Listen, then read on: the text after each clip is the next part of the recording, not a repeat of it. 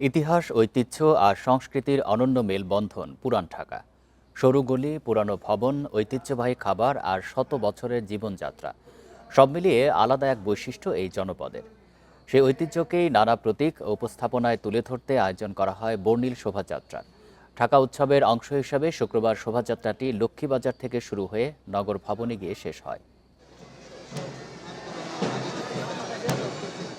রাজপথে যেন উঠে এলো পুরান ঢাকার চেনা ছবি, ঘোড়ার গাড়ি, ঢাক ঢোল আর ঐতিহ্যের নানা অনুষঙ্গ।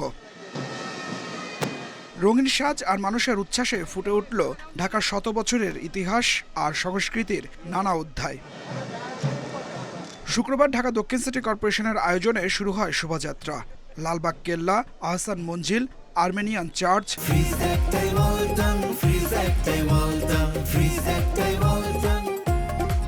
ঢাকেশ্বরী মন্দির ও তারা মসজিদ সহ ঐতিহাসিক স্থাপনাগুলোর প্রতিকৃতি ছিল শোভাযাত্রার অন্যতম আকর্ষণ।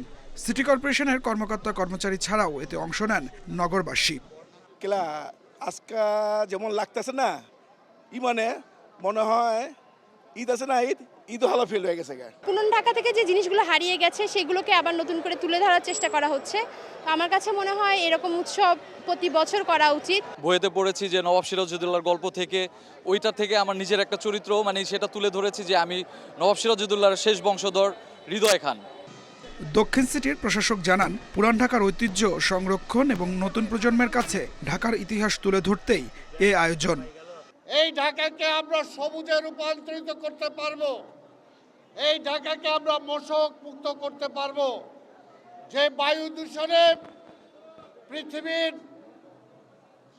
শ্রেষ্ঠ তালিকায় 1-এর মধ্যে 10-এ যে ঢাকা মহানগরী থাকে, ইনশাল্লাহ এই ঢাকা মহানগরীকে যদি আমরা হৃদয়ে ধারণ করি তাহলে বায়ু দূষণ আমরা কমাতে পারবো।